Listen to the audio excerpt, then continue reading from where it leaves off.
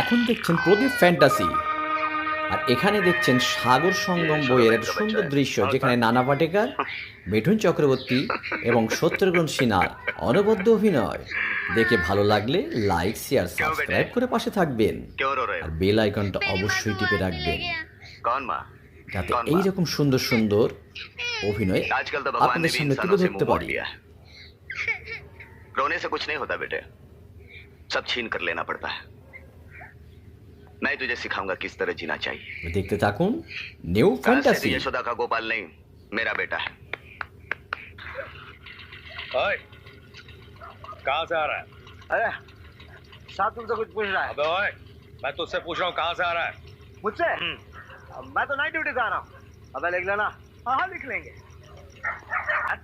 राम राम। राम राम भैया जी। ये महापुरुष कौन थे?